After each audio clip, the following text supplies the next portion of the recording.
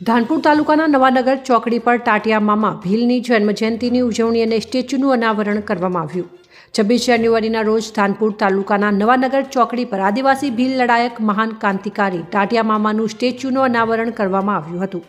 આદિવાસી સમાજના ક્રાંતિકારી લડાયક સમાજની પડખે હર સમયે ઊભા રહી સમાજની હિત હક અધિકારો માટે રાત દિવસ લડતા યુવાનોએ લોકફાળા દ્વારા ટાટિયા મામાના સ્ટેચ્યુનું આજે અનાવરણ કરતા હજારો યુવાનો હૈયે આનંદ ઉલ્લાસ ભર્યું જોવા મળ્યું હતું।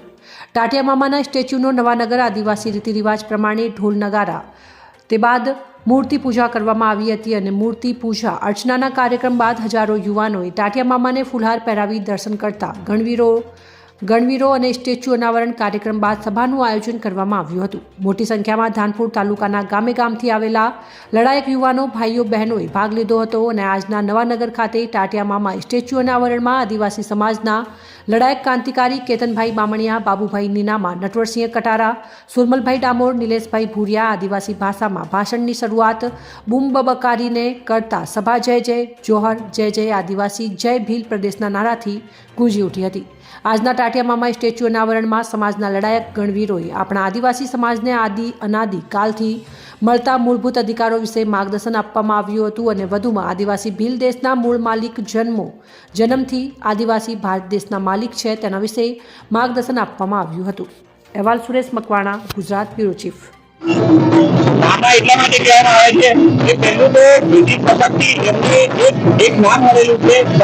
The great Robin hood. એનો મતલબ એમ થાય છે કે જે સાહુકારોનું, અંગ્રેજોનું અને પૂંજીપતિઓનું જે ધન લૂંટી અને આદિવાસી સમાજના કલ્યાણના અર્થે આદિવાસી સમાજની એક વ્યવસ્થા જળવાઈ રહે અને ખાસ કરીને જે આદિવાસી મહિલાઓ, કન્યાઓને જે બહેનો હતી એ બહેનોના લગ્ન અર્થે એ તમામ ખર્ચ થતો હતો। એટલે તમામ મહિલાઓનો એક જ વાત હતો કે અમારો મામો અમારા વ્યવહારમાં આવશે અને અમારો લગ્ન પ્રસંગ સાચવશે એવી એક આસ્થા અને મનોકામના સાથે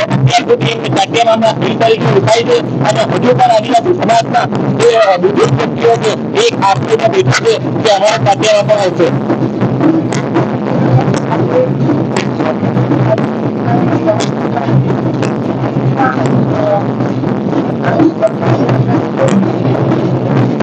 આદિવાસી સમાજની અંદર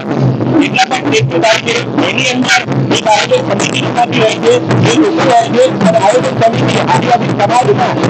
અલગ અલગ જગ્યાએથી, અલગ અલગ ગામોમાંથી, અલગ અલગ ફળિયાઓમાંથી પોતાની સ્વેચ્છાએ અને પોતાની રીતે જે પણ આપવાનું હોય છે એ થોડું ઘણું પણ આપી અને આ રીતે અમે પ્રસંગ ઉજવતા આવીએ છીએ અને એની મુશ્કેલીનો કોઈ અંદાજ હોતો નથી। જે પણ ખર્ચો થતો હોય છે એ ખર્ચો તમામ ગ્રામજનો જ જાતે એકત્રિત કરી અને એક આદિવાસી સમાજની આસ્થા, વ્યવસ્થા અને એકતા જળવાઈ રહે એનો સંદેશ આવા પ્રસંગો રાખીને કરતો હોય છે।